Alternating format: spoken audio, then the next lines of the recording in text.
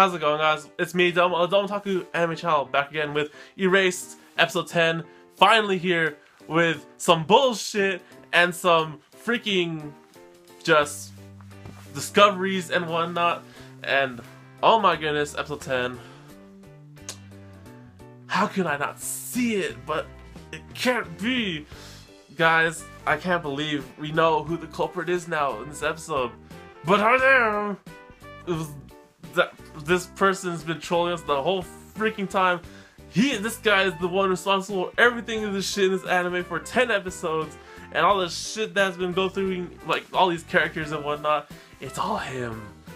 Now, last episode we were trying to get into discussion. I was saying last episode about how Satoru needed a good plan to do this because he just saved. It took like the whole half of the series to save Kaio, and now he needs to save Hiromi and Aya, the girl from the new school, the other school, right? So okay, so save those two, find the killer. Good plan. Eventually, that happens really quickly in the first half of the episode, where Aya joins his circle of friends. Surprisingly, that's pretty cool, and like she gets along with that one other friend, one with the spiky hair and the big one. And that's cool, so I was like, okay, so she joins your club, you got Hiromi and Aya, same, done, like, seriously. Okay, now, you gotta find the killer. And then, it goes on to this, like, whole other thing where, like, okay, that girl, the one that was making fun of Kaio, or, like, bullying her with the lunch money thing, like, oh, she seems alone now these days, maybe we should, like, check up on her, or she's the potential victim for the killer, as like, oh, shoot, okay, that seems pretty legit, we should probably do that, right? And like Satoru stalks her and follows her to the ice hockey tournament thing, which is going on in his timeline. And over there, he's like stalking her, where eventually she goes to the bathroom, and then this whole conflict thing happens where she's not coming out. But then Satoru thinks that she gets kidnapped, as he happens to see Yuki's family like car or van or truck thing leave the premises, right? And then like, oh shoot, it's like, is it possible like the killer is inside the car? And he took their car to try and frame Yuki. Like this is like the killer got the little kid, right? Kidnapped her, and then they're using that family truck to sort of blame it on Yuki, like it did last time. I was like, oh cool, this is probably what's going on. And then like he asks the teacher for help because he just happens to be there, sucking on a lollipop, and he goes and like, oh Sensei, I need you to go to your car. Let's go tail this dude, right? And then we're doing that, right? And they're on the drive, and they're having this cool moment of like talking about like justice and like filling the holes in people's hearts, and like, you know, making sure people aren't alone, and playing kidnapping, playing detective. And it gets to the first line that made me freaking like, it connected everything. Saying, the teacher says that this wasn't his car. The car they were driving, that wasn't his car. And everything was clear now.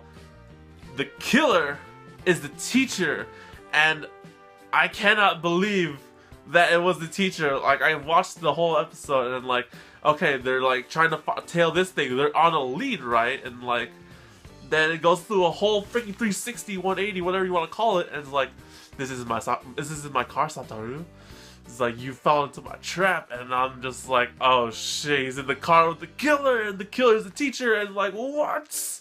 So then eventually it goes on to this whole plot line, like Satoru discovers that the teacher is the killer. This high school teacher, or not, elementary school teacher that's been helping him sort of in this whole thing was the culprit, and he got found out. And now the culprit is just like telling him, is like, you've been a thorn in my plans for too long, Satoru. I respect that, but I gotta end you, and you've been a hassle in all my efforts and whatnot. So he's gonna kill Satoru. I was like, oh shit, it's like, what are you supposed to do? He's like freaking 29 years old, but in a 10-year-old elementary school body. Is like, what the frick? So now it just like goes to basically like, like the teacher's gonna kill freaking Satoru, and then Satoru's just piecing it together. It's like, oh shit, it all makes sense now, because he had to kill Kaio, but then he had to like make a fuss about everything because he's a teacher and he knows Kaio, that he was able to like take her, and then being the teacher background allows him to sort of have an alias and just like, you know, not be suspicious when trying to talk to these kids or whatever, because he's a teacher. And like, eventually it's just like, he was a person on the list of suspects back in like a few episodes before when like Satoru was 29, he's looking at a computer for a list of suspects for this case. His name was on there, but he didn't believe it because he trusted him so much. And I like that so much because this teacher, I'll admit, like at first I thought he was sketchy as fuck, but then eventually he sort of helped lead into Kaio and like saving her. So I was like, okay, I can sort of trust you a little bit. But then now it's just like, this fool was the guy all along. This guy killed Kaio's mom. Not Kaio's mom. The guy killed Satoru's mom. He killed Irie. He killed all these girls. And then he burned Irie's house down. And he's the freaking one responsible for all this shit that happened in 10 episodes of this series. Wow. I mean, I sort of couldn't believe it. But then, like, he was always there. He's always on the side. He seems like he's helping Satoru, but he's the freaking killer. And I didn't want to like think that it was him, but it is him, and frick. So then it goes to basically, they go to this place, right? Like the teacher drives Satoru to this isolated ass place where he's like telling him, it's like, you know, it's like you can see the future, or you know, I respect that you've been seeing through my plans. You've seen through all my plans, and you've counteracted them, and you've messed with me. And it's time to offer you. And he basically leaves him in the car while it's like rolling into a frozen ass cold lake where either Satoru's gonna die drowning or he's gonna die from that cold ass water, and that's it. And then the whole thing goes to like where Satoru's having these flashbacks of his life with his mom, Irie, Kaio, his friends, and that whole revival time thing where like the film of real, and then like that thing's like all bright and stuff, right? But then it goes dark. And that's when the episode ends, and I'm just like, what the fuck is this? Okay, so clearly, let's calm down here for a second. I might be like really pissed that he could possibly be dead, but that's not the case, okay? One truth prevails. So, because this is episode 10, and we all know that this episode will end in 2 more episodes, that means Satoru has to come back. He has to come back, and I'm pretty sure that. So, like, my thinking is that, okay, he died, so he's gonna go back into thing as 29-year-old as a revival.